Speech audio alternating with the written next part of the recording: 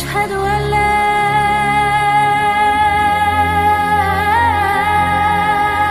إله إلا الله. Perang Badar. Namun sebelumnya kita beri muqaddimah dulu. Kenapa Nabi SAW sampai melakukan peperangan? Padahal kita tahu bahwa Islam itu bukan tegak di atas perang, tetapi tegak di atas dakwah. Tetapi karena ada alasan-alasan kenapa Rasul sampai kemudian diperintahkan Allah Subhanahu wa taala untuk berperang. Karena ketika Rasul hijrah dari Mekah ke Madinah, permasalahan Rasul dengan orang-orang Quraisy itu tidak berhenti. Di mana orang-orang Quraisy itu tetap menanamkan permusuhan dengan Nabi. Padahal Rasul sudah hijrah, sudah tidak tinggal di Mekah lagi kan. Tapi karena orang-orang kafir Quraisy terus merongrong Nabi dan para sahabat Nabi, makanya kemudian terjadilah pensyariatan qital, perang. Saya akan contohkan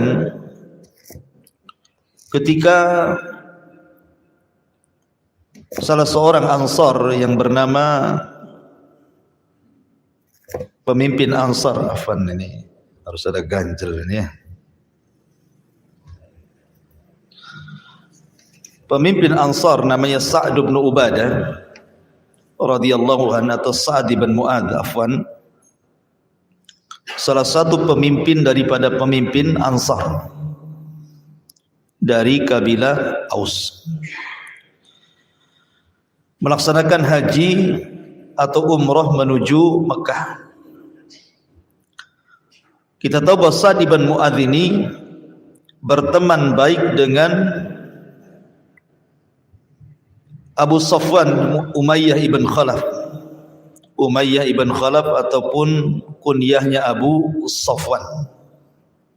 Lah Abu Safwan sendiri atau Umayyah ibn Khalaf adalah pembesar dari pembesar Quraisy, sama dengan Abu Jahal dan yang lainnya.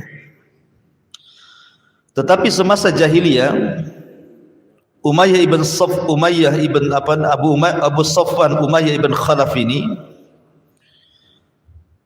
apabila berdagang menuju Syam, maka terkadang singgah di rumah pemimpin Ansar namanya Sa'd bin Mu'adz di zaman jahiliyah, sehingga pertemanannya itu masih ada walaupun Sa'd bin Mu'adz sudah masuk Islam.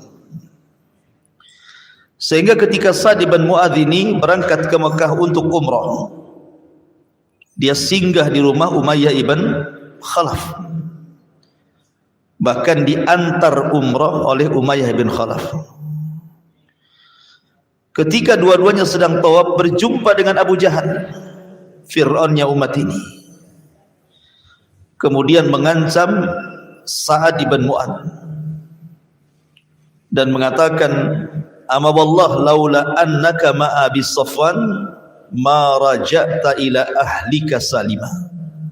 Sa'ad, untung kau umrah sama Umayyah ibn Khalaf. Coba kalau engkau umrah sendirian, maka engkau tidak akan kembali kepada keluargamu dengan selamat. Perkataan Abu Jahal kepada Umayyah ibn Khalaf ini, Abu Safwan ini, ataupun perkataan Abu Jahal kepada Sa'd bin Mu'adz ini tentu ancaman kepada kaum muslimin. Padahal kaum muslimin sudah berada di Madinah, apalagi Sa'd bin Mu'adz bukan orang Mekah, dia orang Madinah, hanya datang untuk umrah. Tapi karena dia masuk Islam, masuk ke agama Nabi SAW, Abu Jahal masih tetap melakukan permusuhan, mengancam orang-orang Madinah yang umrah ke Mekah diancam nyawanya. Sehingga kemudian ada beberapa orang-orang Quraisy itu yang kemudian juga melakukan pembunuhan dan pembakaran beberapa kampung-kampung di dekat Yathrib yang dihuni oleh kaum muslimin. Dari sinilah maka kemudian masih nampak permusuhan antara orang kafir Quraisy dengan Nabi SAW yang sudah menetap di Madinah. Ditambah-tambah kemudian kaum muslimin mendengar bahwa ada rombongan dagang yang dipimpin oleh Abi Sufyan ibn Harb menuju Syam, membawa dagangan penduduk Mekah yang sangat banyak sekali, dan tidak bawa pasukan kecuali hanya 40 orang saja. Nabi mendengar, maka Nabi SAW kemudian bermusyawarah dengan para sahabat, terutama orang-orang muhajirin, untuk merampas harta Abi Sufyan. Bukan tidak ada alasan, karena ketika para sahabat hijrah dari Mekah ke Madinah, harta mereka kan dirampas orang-orang Quraisy. Rasul ingin mengambil hak kembali. Ingat satu kisah yang ma'ruf dari sahabat namanya Suhaib Ar-Rumi. Suhaib Ar-Rumi ini orang Romawi.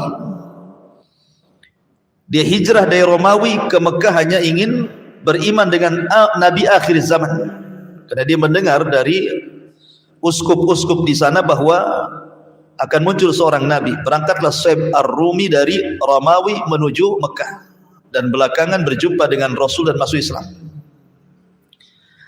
Suhaib Ar-Rumi ini orang kaya, pandai berdagang. Lambat laun tinggal di Mekah itu rupanya menjadikan dia orang kaya di Mekah. Ketika dia hijrah dari Mekah ke Madinah, dihadang oleh tentara Quraisy di jalan. Kemudian terjadi perundingan, kalau seandainya Suhaib Ar-Rumi mau menyerahkan seluruh hartanya, dia boleh pergi ke Madinah tanpa membawa harta sedikit pun. Akhirnya kemudian Suhaib Ar-Rumi, daripada nyawanya terancam, diberikan semua kekayaannya kepada orang-orang Quraisy. Akhirnya dia berangkat tanpa harta dari Mekah ke Madinah, padahal orang kaya tuh. Jibril datang kepada Nabi SAW memberitahu bagaimana Suhaib Ar-Rumi sudah mengorbankan hartanya. Ketika sampai saja Suhaib ke Madinah, apa Rasulullah mengatakan?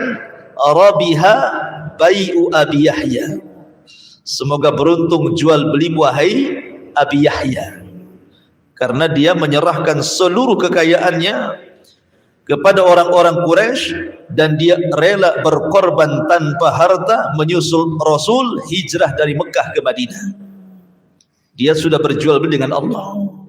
Makanya Rasul mengatakan Arabiha bai'u Abi Yahya. Semoga Allah memberikan keuntungan atas jual beli Abi Yahya, maksudnya Suhaib Ar-Rumi.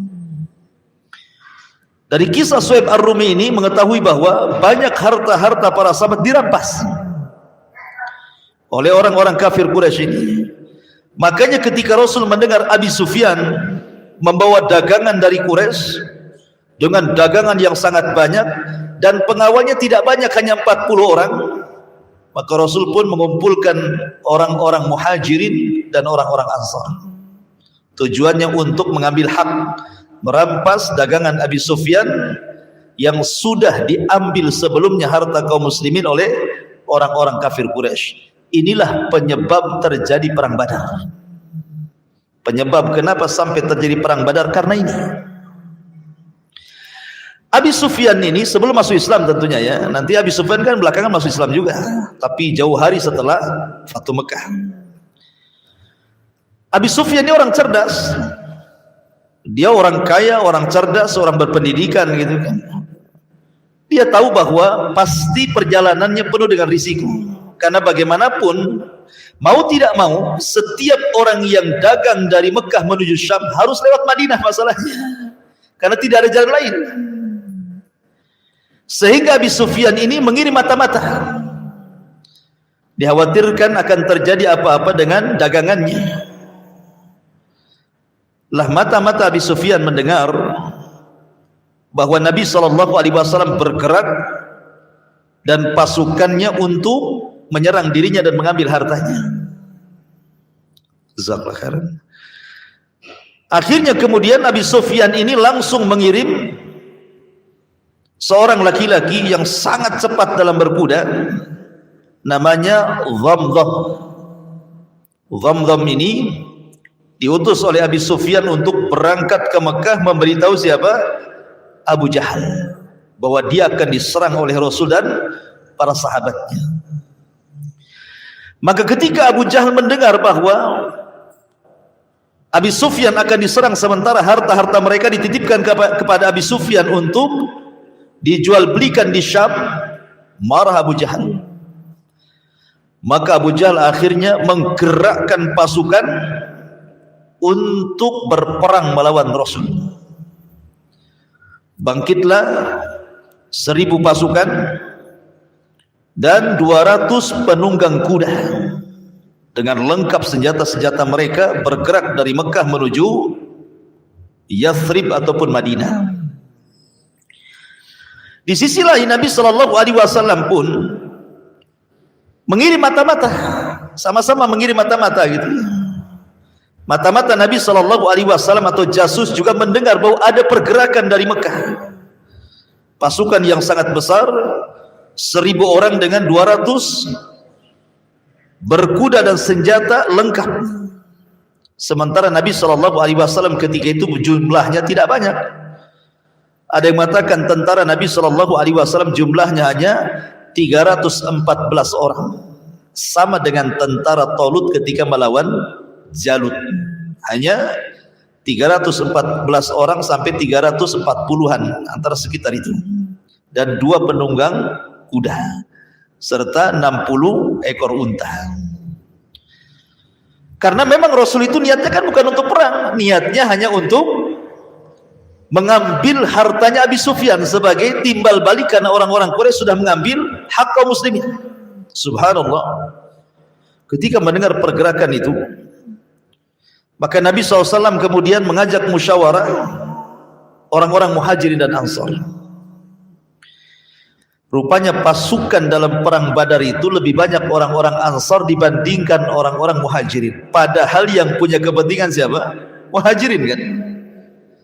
Tapi karena solidaritas yang sangat kuat, justru orang Ansar lebih banyak pasukan yang ingin ikut perang dalam Badar dibandingkan orang-orang Muhajirin. Lihat bagaimana kekuatan persaudaraan orang-orang Ansar terhadap Muhajirin, luar biasa. Ma'asyiral muslimin yang dimuliakan Allah Azza wa Jalla. Kenapa Nabi SAW tidak membawa pasukan banyak? Karena sekali lagi niatnya bukan untuk perang, sehingga Rasul tidak mewajibkan para sahabat untuk ikut. Sementara orang-orang Mekah ini memang diwajibkan perang sama Abu Jahal kan itu ya. Sehingga semua kabilah terlibat kecuali Abu Lahab, nggak ikut dia, mengecut Abu Lahab. Tetapi dia menyewa preman-preman untuk menggantikan dirinya, dan kabilah Bani Adi tidak ikut, kabilahnya Umar bin Khattab radhiyallahu anhu. Tapi selain ini semua kabilah Quraisy ikut, termasuk yang ikut di dalamnya adalah menantu Rasul, ikut dalam barisan Abu Jahal. Siapa? Abul As ibnu Rabi, suami daripada Zainab putri Nabi SAW, ikut terlibat karena ketika itu masih kafir, dipaksa ikut perang, sehingga Zainab itu ketar-ketir namanya memerangi bapaknya. Yang satu dia melihat suaminya, sisi lain harus melihat ayahnya. Dua-duanya khawatir kan gitu ya. Ma'asyiral muslimin yang dimuliakan Allah Azza wa Jalla. Intinya bahwa secara kekuatan dari pihak Nabi SAW dipimpin oleh pertama Nabi SAW,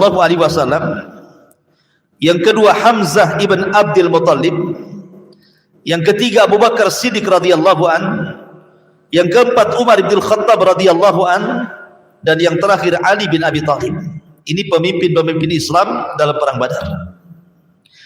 Adapun dari kubu orang-orang Quraisy, pertama Abu Jahal, Amr ibn Hisham atau dikenal dengan Abul Hakam, kemudian Utbah ibn Rabi'ah, kemudian Umayyah ibn Khalaf.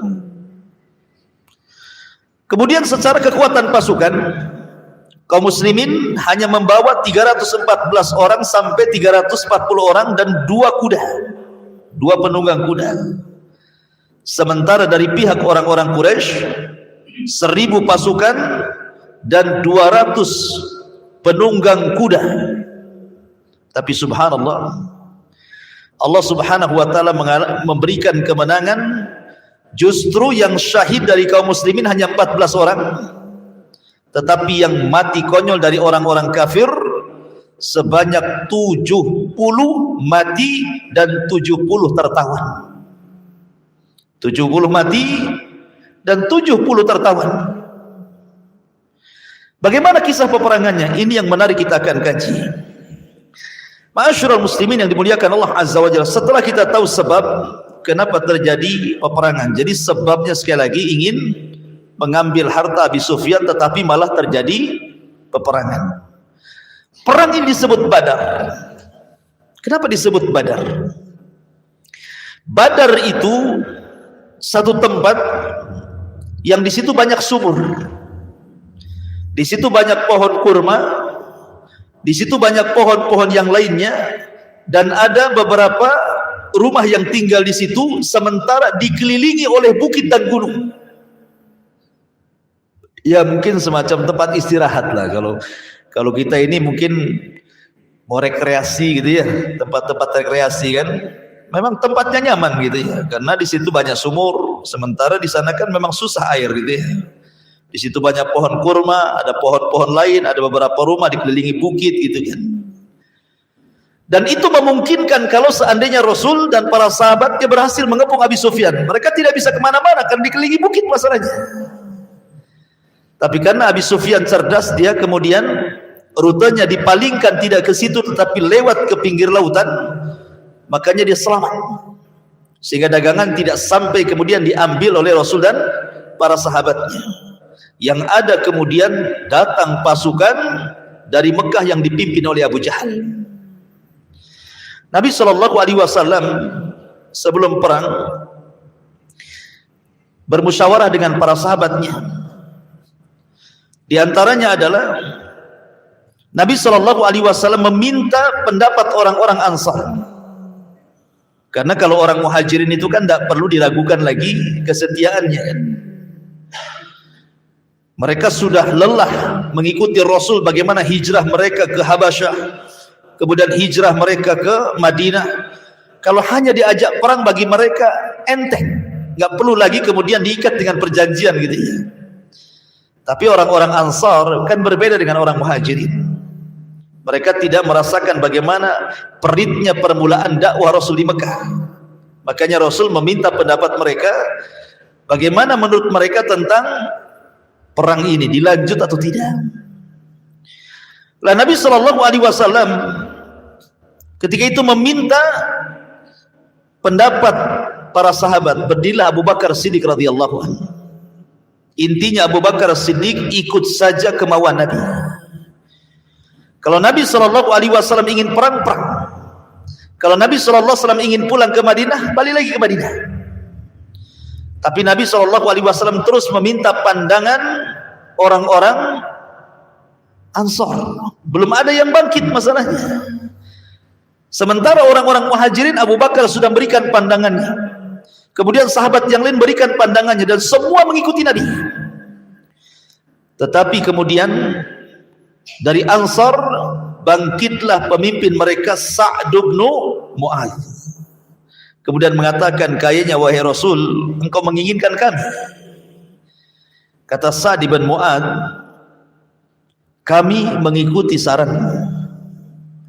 Seandainya kita harus melewati sebuah lautan untuk bertempur, asal bersamamu kami siap menyeberanginya. Maka melihat Rasul semangatnya orang-orang Ansar, semangatlah Nabi SAW. Memang harus berperang. Maka di malam hari ketika terjadi peperangan, subhanallah, Allah subhanahu wa ta'ala menjelaskan ketika itu yang namanya orang tidak pernah perang, ikhwan, wajar. Ada ketakutan dari kaum muslimin kan. Namanya tidak pernah perang, dan ini perang perdana. Sehingga ada manusiawi, mereka ada sedikit ketakutan. Dan itu digambarkan dalam Al-Qur'anul Karim surah Al-Anfal. Kama akhrajaka rabbuka min baitika bil haqq wa inna fariqan minal mu'minina lakarihun. Yujadilunaka fil haqqi ba'dama tabayyana ka'annama yusaquna ilal mauti wa hum yanzurun.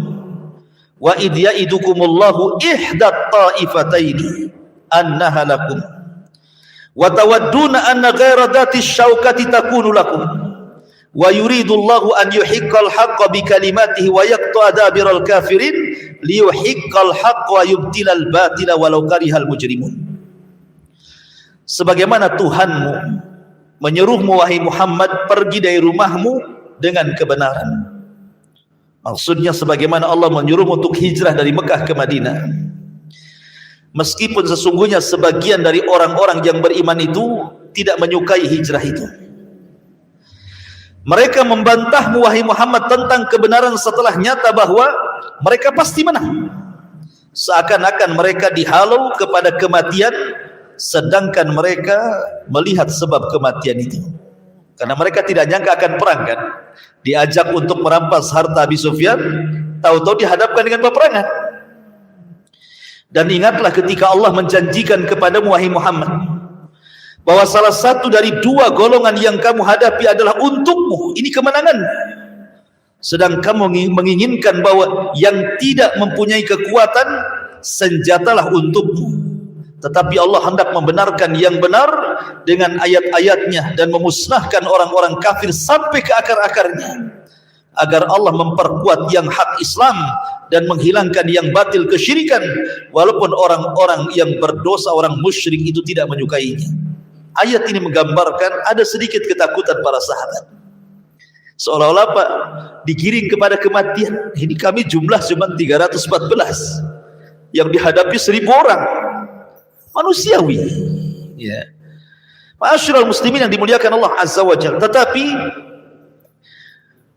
ketika di malam hari besoknya terjadi peperangan, tiba-tiba kemudian hujan yang tidak pernah ada hujan. Dan subhanallah para sahabat bisa tidur dengan nyenyak malam itu. Coba kalau seandainya antum ada masalah berat gitu ya, saya kira antum tidak akan bisa tidur kan. Tetapi Allah subhanahu wa ta'ala buat mereka tidur dengan nyenyak, seolah-olah mereka ditenangkan hatinya, dan besok bangun itu sudah segar gitu ya. Tetapi Nabi SAW malam itu tidak tidur. Nabi SAW bersama Abu Bakar Siddiq radhiyallahu anhu berdoa kepada Allah subhanahu wa ta'ala, yang doanya ma'ruf, salah satu penggalan doa Rasul, Allahumma intahlik hadihil isabah al-yawma la tu'bad abada. Ya Rabb, kalau kau hancurkan kelompok yang sedikit 314 orang ini dengan jumlah musuh 1000 lebih, engkau tidak akan ada lagi yang menyembah di permukaan bumi ini. Allahumma in syi'ta lam tu'bad ba'dal yawm abada. Dalam riwayat, ya Allah, kalau engkau mau, kau tidak akan disembah lagi setelah hari ini, kalau kau hancurkan kelompok kami yang sedikit ini. Tiba-tiba kemudian Nabi SAW diperlihatkan 1000 malaikat malam itu turun dari langit, dipimpin Jibril. Dan itu disebutkan dalam surah Al-Anfal. Allah subhanahu wa ta'ala berfirman, id tastaghithuna rabbakum fastajaba lakum anni mumiddukum bi alfin minal malaikati murdifin. Ingatlah ketika kamu memohon pertolongan kepada Tuhan wahai Muhammad, lalu Allah ijabah pertolonganmu. Sesungguhnya aku akan mendatangkan bala bantuan kepadamu dengan 1000 malaikat yang datang berturut-turut. Jadi malam itu Rasul diperlihatkan Jibril turun dan 1000 malaikat. Kemudian Rasul mengatakan kepada Abu Bakar, absyir ya Abu Bakar, berbahagialah Abu Bakar, kita akan menang perang. Apakah Allah subhanahu wa ta'ala akan mengirim 1000 malaikat saja? Ternyata tidak. Perhatikan dalam surah Al-Imran. Surah Al-Imran, Allah Subhanahu wa taala berfirman, "Ittaqulu lil mu'minin alan yakfiyakum an yumiddakum rabbukum bi salasati alafin minal malaikati munzalin." Ingatlah ketika engkau Muhammad mengatakan kepada orang-orang yang beriman, apakah tidak cukup bagi kalian bahwa Allah membantu kalian dengan 3000 malaikat yang turun dari langit? Dalam surah Al-Anfal 1000. Sekarang dalam surah Al-Imran 3000. Kemudian di ayat selanjutnya, bala in tasbiru wa tattaqu wa ya'tukum min fawrihim hadza yumdidkum rabbukum bi 5000 minal malaikati musawwimin. Ya, cukup jika kamu bersabar dan bertakwa ketika mereka datang menyerang kamu dengan tiba-tiba, niscaya Allah akan menolongmu dengan 5000 malaikat memakai tanda. Berarti di sini ada tiga ayat. Pertama 1000 malaikat, yang kedua 3000 malaikat, yang terakhir 5000 malaikat. Bagaimana cara menggabungkannya? Malam itu Allah turunkan 1000 malaikat. Di awal peperangan Allah tambah 2000 menjadi 3000 malaikat. Di tengah-tengah peperangan Allah tambah lagi 2000 menjadi 5000 malaikat. Jadi jumlah malaikat yang menolong Rasul di perang Badar itu semuanya 5000. Dipimpin langsung oleh pemimpin malaikat Jibril, membawa kuda yang bernama Haizum. Kudanya Jibril itu namanya Haizum. Makanya dalam peperangan itu Jibril mengatakan kaidum Haizum, kaidum Haizum, begitu ya. Berlalilah wahai Haizum, berlalilah wahai Haizum. Subhanallah. Kalau sudah perang dibantu oleh malaikat, mana bisa menang?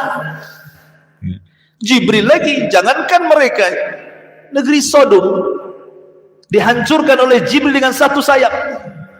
Tinggal dicongkel saja negerinya, kemudian ditarik ke langit, dihujani meteor, kemudian ditumpahkan lagi ke bumi dan sekarang jadi laut mati.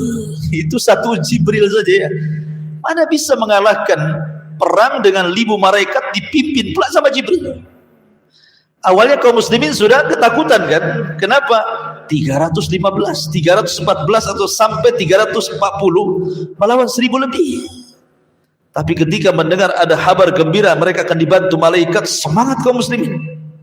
Apalagi malam itu diberikan mukjizat, mereka bisa tidur dengan pulas. Ma'asyiral muslimin yang dimuliakan Allah Subhanahu wa taala. Intinya bahwa ketika betul-betul kemudian Nabi SAW memilih tempat dekat sumur dan menguasai sumur, itulah menangnya Rasul karena menguasai sumur. Mereka bermarkas di dekat sumur, sementara orang-orang Quraisy itu mereka jauh dari sumur. Kalau seandainya mereka kehabisan air, kehausan mereka kan. Dan itu strategis Nabi SAW, saran dari seorang Ansar. Ketika pasukan sudah berhadap-hadapan, ikhwan, biasa perang dulu kan beda dengan perang sekarang. Kalau perang sekarang ini pelurunya kemana, orang yang nembaknya di mana. Kadang-kadang dari kantor saja ya menerbangkan drone gitu ya. Kalau dulu hadap-hadapan, sekarang nggak jelas musuhnya mana, sehingga nampak keberaniannya. Mereka hadap-hadapan, pedang dengan pedang, panah dengan panah, tombak dengan tombak, menunjukkan itu keberanian luar biasa gitu ya. Lah kebiasaan perang zaman dulu itu ada istilah mubarozah. Jadi ketika berhadapan musuh tidak langsung main serang, tidak. Mereka ada adat yang disebut dengan mubarozah. Mubarozah itu artinya sebelum perang, mana jagoanmu, keluarkan. Nih jagoanku. Nanti sesama jagoan ini kelahi sampai mati. Baru setelah itu perang besar. Lah ketika itu orang-orang musyrik mengeluarkan 3 pendekar mereka. Yang pertama Utbah, yang kedua Syaibah, dan yang ketiga Al-Walid ibn Utbah. Ini pendekar-pendekarnya orang-orang kafir Quraisy. Kemudian dari pihak kaum muslimin, Rasul keluarkan pertama Ubaidah ibn Haris, yang kedua Hamzah Asadullah, dan yang ketiga Ali bin Abi Thalib radhiyallahu anhu. Subhanallah, di awal mubarazah ini Hamzah berhasil membunuh Syaibah dan Ali berhasil membunuh Al-Walid. Kemudian terakhir Ubaidah ibn Haris berhasil membunuh Syaibah, Utbah. Lah dari sini menunjukkan bahwa di awal peperangan kaum muslimin sudah menang. Karena bagaimanapun nih kalau jagoan-jagoan mati ini sedikit banyak itu membuat ciut masalahnya. Makanya ketika Talut melawan Jalut, ketika itu kan pasukan Talut itu banyak. Cuman karena tidak sukses ujian ketika melewati sungai, kata Talut, jangan minum banyak-banyak, kecuali hanya satu telapak tangan saja. Tetapi kebanyakan tentara yang ribuan itu malah karena udah lama berjalan, minum pula banyak-banyak gitu ya. Lemas, mereka tidak sanggup jalan. Sehingga yang berhasil mengikuti Talut itu hanya 314 orang dari ribuan pasukan itu. Ketika melihat pasukan Jalut yang gede-gede raksasa itu, ciutlah pasukan Talut ini. Padahal ini sudah orang pilihan nih. Gimana orang-orang yang bukan pilihan ya kan itu. Akhirnya Talut mengatakan, siapa yang bisa mengalahkan Jalut, maka dia akan kunikahkan dengan putriku. Mikir juga gitu. Ya kalau menang, kalau kalah bukannya nikah, matilah kan itu. Akhirnya kemudian dikasih lagi hadiah yang lain. Bukan hanya kunikahkan dengan putriku, kata Talut, tetapi dia berhak mewarisi tahtaku. Tetap tidak ada yang mau juga. Rupanya ada anak muda yang paling kecil namanya Daud, yang belakangan akan jadi nabi. Nabi Daud paling kecil di dalam tentara Talut itu. Dia orang miskin, kerjanya gembala kambing, tapi dia punya keahlian melempar serigala dengan batu. Dan kalau dia sudah melempar serigala dengan batu, mesti mati serigala itu. Itulah keahlian Nabi Daud. Akhirnya kemudian Daud langsung berdiri itu, saya siap menghadapi Jalut. Di tangannya ada batu yang biasa dilempar untuk serigala yang suka ganggu kambingnya itu. Jadi ketika berhadap-hadapan, Daud hanya lempar batu saja, cetar kena kepalanya, mati Jalut. Belum bertarung belum ada, Daud sudah melempar batunya, kena kepalanya, mati. Ketika Jalut mati ini, ciut tentara Jalut ini. Padahal tentara Talut tidak banyak. Mungkin karena melihat gimana anak kecil bisa mengalahkan jagoan yang paling ditakuti Jalut, gimana pasukan yang lainnya, kan mungkin pikirnya seperti itu kan. Makanya kemudian Allah menangkan tentara Talut dan berhasil mengalahkan Jalut hanya dengan membawa 314 orang saja. Kam min fi'atin qalilatin khalabat fi'atan katsiratan biidznillah. Berapa banyak kelompok kecil mengalahkan kelompok besar, semua karena izin dari Allah Subhanahu wa taala. Lah kembali ke perang Badar pun sama. Tentara kaum muslimin hanya 300 lebih, tentara orang kafir lengkap dengan senjata, lengkap dengan pasukan kuda, lengkap dengan pasukan jalan, dan jumlah mereka 1000 lebih. Tapi kemenangan di tangan Allah. Pada awalnya kaum muslimin ciut, tetapi ketika peperangan datang malaikat. Tumbuh keberaniannya. Sampai-sampai Abi Sufyan yang berhasil lari dari peperangan itu, lari ke Mekah, berjumpa dengan Abu Lahab. Dikiranya Abu Sufyan membawa berita kemenangan. Rupanya Abi Sufyan membawa berita kesedihan. Ceritalah Abi Sufyan kepada Abu Lahab dan mengatakan, ya Abu Lahab, tentara kita korat-marit, morat-marit, tunggang langgang, banyak yang mati. Kata Abu Lahab, ada apa? Kok bisa? Aku tidak tahu, aku melihat ada pasukan yang sangat banyak menunggang kuda putih. Sekali berteriak, kami sudah tunggang langgang gak karu-karuan. Mungkin bahasanya pedang pun dicabut, kepala sudah melayang. Itu ya. Lah di samping Abu Lahab itu ada budaknya Fadl ibn Abbas. Dia sudah masuk Islam tapi menyembunyikan keislamannya. Tiba-tiba saking menangnya keceplosan. Itu adalah malaikat yang membantu kaum muslimin. Marah Abu Lahab, ditempelengnya budak Abbas itu. Budak Abbas ditempelengnya, akhirnya ngadu sama majikannya. Datanglah Ummu Abbas ini. Bawa kayu, dipantung kepalanya Abu Lahab. Kok sudah mukul budakku katanya. Ada yang mengatakan sebab pentungannya itu dia sakit kemudian mati gara-gara pentungan itu. Abu Lahab itu. Wallahu a'lam. Ya. Ma'asyiral muslimin yang dimuliakan. Tapi persaksian Abi Sufyan, Abu Sufyan melihat malaikat-malaikat penunggang kuda dengan lengkap persenjataan mereka, menunjukkan bahwa Allah meridai peperangan ini. Makanya Allah kirimkan bala bantuan malaikat yang banyak melebihi jumlah orang-orang kafir. 5.000 malaikat plus 314 orang melawan 1.000 lebih kan itu. Awalnya 1.000 melawan 300 lebih. Sekarang terbalik gitu ya. Ma'asyiral muslimin yang dimuliakan Allah Azza wa Jalla. Sebenarnya peperangan ini adalah pembuktian doa laknat Nabi SAW kepada pembesar-pembesar Quraisy.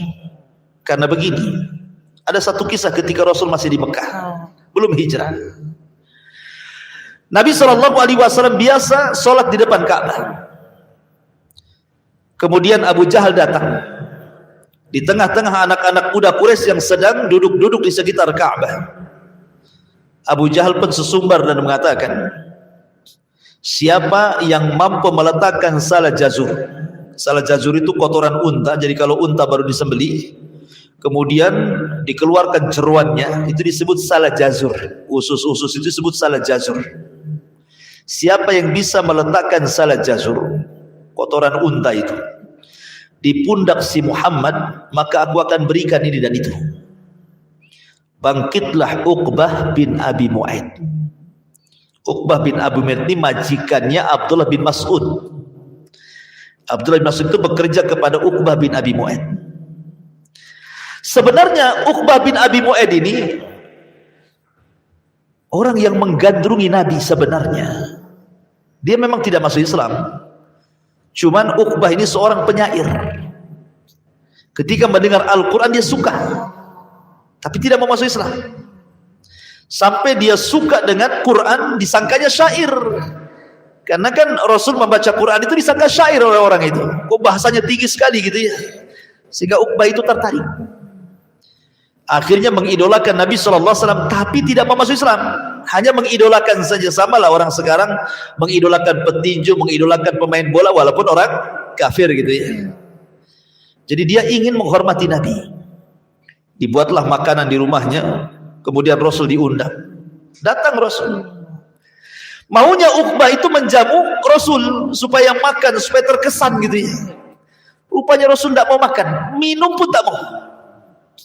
Dan itu aib seorang tamu tidak mau makan, tidak mau minum, malu tuan rumah itu kan. Sehingga bertanya, wahai Muhammad, kenapa kau tidak mau makan, tidak mau minum? Ini makanan enak, minuman enak, kami hendak memuliakan dirimu. Tapi Rasul mengatakan, tidak wahai Uqbah, engkau seorang musyrik. Kalau makananmu ingin ku makan, bersyahadatlah, nanti ku makan semua. Pada awalnya Uqbah bin Abi Mu'aid tidak mau, tapi karena terpaksa supaya Rasul mau makan, akhirnya dia bersyahadat. Asyhadu an la ilaha illallah wa asyhadu anna Muhammadar Rasulullah. Bukan ingin masuk Islam, tidak, hanya ingin supaya Rasul makan gitu saja. Akhirnya Rasul makan, ada masuk Islam dia. Dia tidak paham konsekuensi dari dua kalimat syahadat di Uqbah ini. Kedengaran sama kawan CS-nya namanya Umayyah ibn Khalaf. Datang Umayyah bin Khalaf dan mengatakan, ya Uqbah, engkau bukan golongan kami karena engkau sudah mengucapkan syahadat. Kata Uqbah, ya Umayyah, aku mengucap syahadat bukan karena ingin masuk kepada agama Muhammad, tidak. Kemudian diceritakan kronologisnya. Tapi Umayyah mengatakan, aku enggak percaya. Yang jelas kita sudah tidak ada hubungan, jangan pernah gabung bersama kami. Lihat bagaimana teman teman yang jahat ini. Hati-hati kalau berkawan itu. Akhirnya kemudian kata Uqbah, lalu bagaimana caranya biar aku bisa ikut geng kamu lagi? Kata Umayyah, kalau engkau ingin diakui geng kita, kau harus menghina dan merendahkan Muhammad. Kembali ke kisah Abu Jahal. Makanya ketika Abu Jahal mengatakan, siapa yang bisa meletakkan salah jazur di pundak si Muhammad, aku akan berikan yang itu. Di sini ada kesempatan Uqbah bin Abi Mu'aid ingin menghina Rasul supaya Umayyah ibn Khalaf mengakui lagi sebagai kawannya. Nah, ini kawan su ini kayak gitu ya. Sahibus su, kawan yang jelek ini kadang-kadang seperti ini. Orang sudah dapat hidayah ditarik lagi kepada kekufuran. Dicarinya sama dia usus-usus unta yang baru disembelihkan masih berdarah-darah tuh. Dapat pula dia. Dibawanya kemudian betul-betul ketika Rasul sedang sujud diletakkan tuh salah jazur di pundak Rasul sallallahu alaihi wasallam. Ada bayangkan masih penuh dengan kotoran darah gitu di pundak Nabi SAW, dan Rasul tidak bangkit dari sujudnya kecuali setelah datang putrinya Fatimah bintu Rasulullah SAW. Sama Fatimah dibersihkanlah punggungnya bapaknya itu, sampai ketika sudah tidak ada lagi kotoran di pundaknya, Rasul bangkit dari sujud kemudian menyelesaikan salatnya. Fatimah menangis. Kemudian Fatimah mengatakan kepada abinya Rasul kita Muhammad SAW, ya abati ud'u ila haula, doakan kepada mereka kecelakaan, laknat mereka. Jadi Fatimah minta bapaknya melaknat mereka. Akhirnya Nabi SAW menuruti kata-kata Fatimah dan menyebutkan satu persatu orang yang menghinanya. Allahumma al'an Abu Jahal, Allahumma al'an Uqbah, Allahumma al'an Umayyah, Allahumma, dilaknat semuanya yang hadir di situ. Ingat, doa orang yang dizalimi pasti mustajab. Ini kan dizalimi, Rasul dizalimi. Jangankan Rasul, antum saja dizalimi mustajab doa antum. Wala tahsabannallahu ghafilan amma ya'malu zalimun. Jangan kau sangka Allah diam dan lalai terhadap orang-orang yang zalim itu. Tidak. Allah itu pasti berdiri bersama orang-orang dizalimi, walaupun yang dizalimi orang kafir. Apalagi yang dizalimi Nabi. Subhanallah, doa Nabi mustajab. Kapan Allah ijabah doanya? Di perang Badar. Semua yang menghina Rasul kala itu, sampai Uqbah bin Abi Mu'aid kemudian meletakkan salah jazur ketika Rasul sujud, semua mati di perang Badar, dan matinya mengenaskan. Termasuk Uqbah bin Abi Mu'aid tertangkap sebagai tawanan, kemudian dia disalib di pohon, kemudian dia pun dirajam di pohon itu, dan dia orang yang pertama disalib dalam Islam karena dia menghina Nabi SAW. Ma'asyiral muslimin yang dimuliakan Allah Azza wa Jalla. Jadi intinya bahwa perang Badar ini perang kekalahan orang-orang musyrik. Kenapa? Karena semua pembesarnya mati di situ, kecuali Abi Sufyan masih hidup, dia karena bisa lari. Makanya Abi Sufyan inilah yang membalas dendam kekalahan di perang Badar. Terjadilah perang Uhud, dan betul-betul kaum muslimin kalah di perang Uhud ini. Wa tilkal ayyam nudawiluha bainan nas. Terkadang hari itu diputar, kadang menang, kadang kalah, wajar. Sebenarnya di perang Uhud juga Rasul itu pasti menang sebenarnya kalau seandainya 40 pemanah itu tidak turun, sehingga bermaksiat akan ucapan Nabi SAW, jangan turun apapun yang terjadi. Tapi karena melihat ghanimah mereka turun. Malaikat yang hendak membantu pergi lagi, maka mengalami kekalahan di perang Uhud. Nah, nanti ceritanya panjang perang Uhud.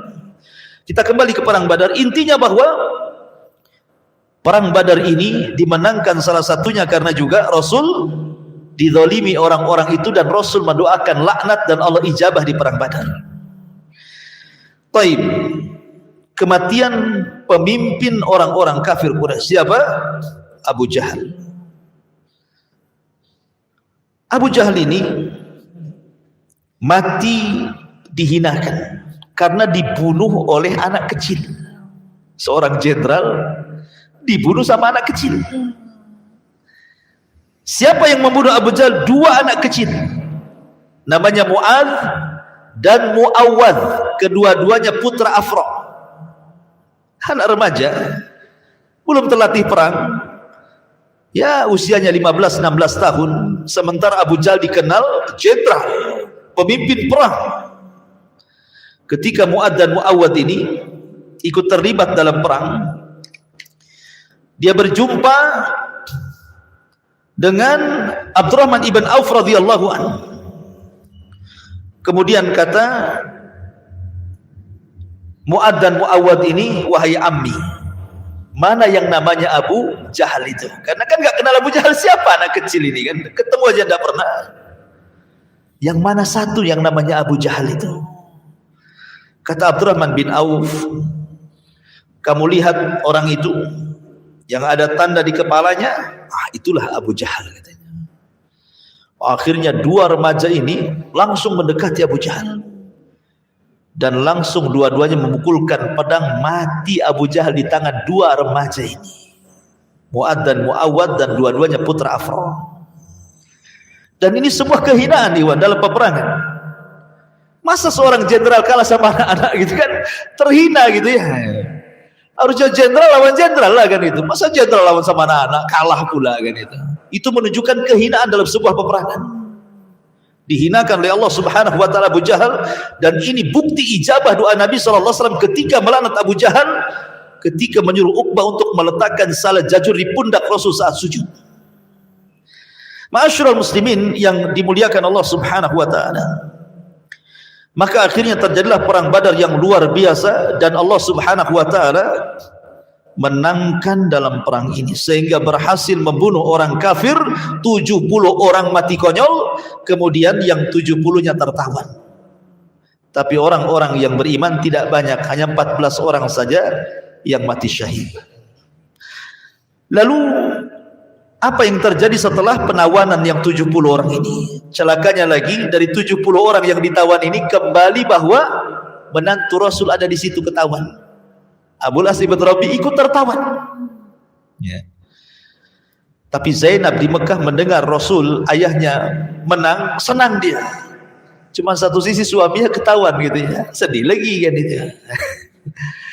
Apalagi ketika itu Nabi Shallallahu Alaihi Wasallam meminta pendapat para sahabat.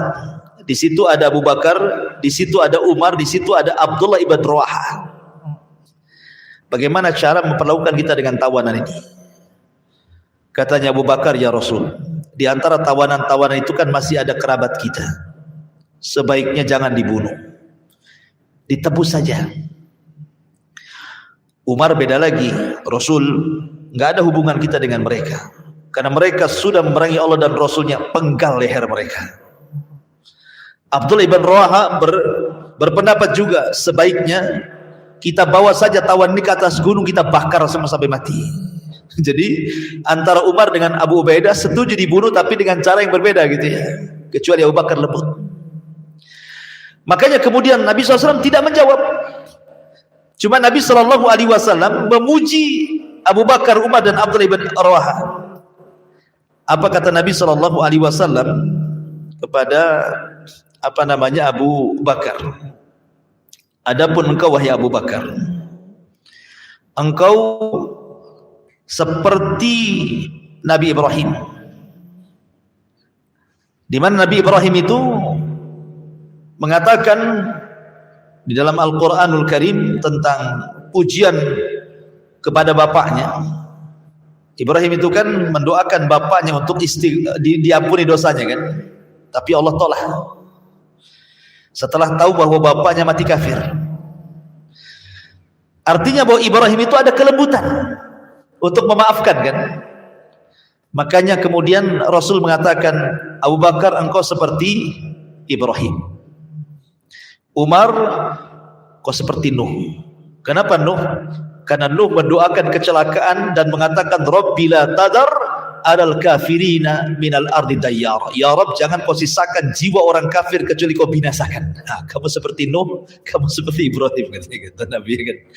Tapi kemudian belakangan ide Abu Bakar yang diambil oleh Rasul. Walaupun sebenarnya ide Umar dikuatkan oleh wahyu. Turun ayat, maka nalin Nabi, tidak layak bagi Nabi itu an yakuna asra, untuk memiliki tawanan. Tidak boleh bagi Nabi itu punya tawanan. Maknanya bahwa harus dibunuh semuanya gitu ya.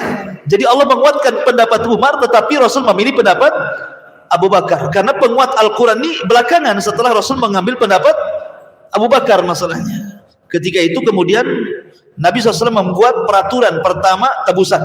Kalau bisa nebus, tebus. Kalau tidak bisa ditebus, 2. Kalau dia bisa baca tulis, maka mereka harus mengajari anak-anak kaum muslimin baca dan tulis. Kalau mereka tidak bisa baca tulis dan tidak bisa ditebus, jadi budak dia. Maka berbondong-bondonglah dari Mekah itu bawa tebusan. Masalahnya Zainab bukan orang kaya. Sementara Abul As ibn Rabi sendiri tidak ada yang membantu dari Quraisy karena tahu bahwa istrinya adalah anak Rasul. Akhirnya Zainab hanya bisa pasrah. Tapi dia melihat kalung yang dihadiahkan oleh Khadijah saat pernikahan dia dengan Abil As, dia titip kepada adiknya. Kalung itu, tolong sampaikan kepada bapakku, maksudnya Rasulullah. Aku hanya bisa menebus suamiku dengan ini. Berangkat adiknya Abul As ibn Rabi ke Madinah. Kemudian menemui sahabat dan mengatakan, sampaikan kepada Rasul ini tebusan untuk Abul As ibn Rabi. Dibawalah oleh Rasul ke sahabat di hadapan Rasul. Ya Rasulullah, ada tebusan untuk Abul As ibn Rabi. Kaget, kenapa? Karena istrinya anaknya. Kemudian Rasulullah SAW paham Zainab tidak bisa nebus, dia nggak punya duit. Sehingga Rasul bertanya, mana tebusannya? Kemudian diambillah satu kresek, mungkin bahasa kita gini, satu kantong. Ketika diambil isi kantong itu rupanya kalung. Rasul SAW tahu itu kalung siapa? Itu kalung istrinya Khadijah yang dihadiahkan kepada Zainab waktu menikah dengan Abul As ibn Rabi. Sehingga Sallallahu Alaihi Wasallam teringat lagi dengan Khadijah, istri yang dicintainya. 1 tahun Rasul sedih, makanya tahun kematian Khadijah disebut Abul Hazni, tahun kesedihan. Jadi Rasul tiba-tiba menangis. Dia teringat dengan Khadijah, teringat dengan Zainab. Sehingga sahabat kemudian bertanya, ada apa dengan engkau wahai Rasul? Kenapa kau menangis?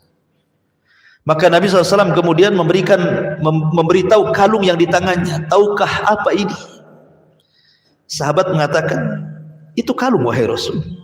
Ya, tahukah sejarahnya? Hadzal iqdu, kata Rasulullah. Ahdat Khadijah li Zainab yauma zafafiha. Ini kalung, kata Rasulullah, Khadijah menghadiahkan kepada Zainab saat dia menikah dengan Abul As ibn Rabi. In syi'tum, kata Rasul, kalau kalian mau. Saya tidak memaksa kalian, kalau kalian mau, kembalikan kalung ini kepada Khadijah, lepaskan suaminya. Kalau kalian mau. Rasul tidak memaksa para sahabat, tapi kalau enggak mau ya enggak usah dilepaskan. Kalau memang seimbang tebusannya, kembalikan. Kalau tidak seimbang, minta tambah. Tapi tentu tidak mungkin para sahabat tega dengan anaknya Rasul, kan begitu. Maka sahabat mengatakan, terserah anda wahai Rasul. Akhirnya kemudian kalung itu dikembalikan kepada adiknya Abul As untuk dikembalikan kepada Zainab. Syaratnya satu, Abul As ibn Rabi dibebaskan, tetapi sesampainya di Mekah Zainab harus dipulangkan ke Madinah, karena ketika itu turun ayat haramnya seorang musyrik menikah dengan wanita muslimah. Akhirnya Abul As pulang. Ketika itu Zainab sedang mengandung. Kemudian dihantar siang bolong, harusnya malam-malam dihantar itu, karena siang-siang mencolok muka, datang pasukan orang-orang Quraisy menghadang Zainab, ketakutan, keguguran. Kemudian balik lagi, baru malam harinya diantarkan. Sebab itulah Zainab sering sakit-sakitan. Ya. Rupanya Abul As ibn Rabi ini tertangkap 2 kali. Setelah kalah di Badar, kemudian dia berniaga ke Syam, pulangnya ketangkap lagi oleh kaum muslimin. Ketika ketangkap itulah Zainab melindungi. Kemudian Rasul memaafkan, dipulangkan bersama dagangannya. Setelah dipulangkan ke Mekah, dagangan dengan orang Quraisy, dia pun kembali ke Madinah. Kemudian dia masuk Islam. Setelah dia masuk Islam tidak lama dengan Zainab, Zainab pun meninggal dunia. Karena sedih karena kematian Zainab, Abul As setahun setelahnya menyusul Zainab, meninggal juga. Dan dua-duanya percontohan suami istri yang sangat mencintai dua-duanya, sampai di masa kafir, sampai di masa Islam. Dan di sini ada faedah fikih bahwa kalau dulu ada orang kafir yang menikah, anggaplah bukan orang ahli kitab, orang Hindu kah, orang Buddha, sudah menikah, kemudian dua-duanya masuk Islam, tidak perlu ada pernikahan baru, sudah dianggap sah. Dalilnya di sini Abul As dengan Zainab, kan? Abul As musyrik, Dalam Islam dilarang, tidak boleh laki-laki musyrik menikah dengan wanita muslimah. Tapi ketika Abul As masuk Islam, Rasul tidak mengadakan pernikahan baru. Dan sudah jadi suami istri sampai dua-duanya meninggal dunia. Ma'asyiral muslimin yang dimuliakan Allah Subhanahu wa taala. Itu diantara beberapa cuplikan dari perang Badar.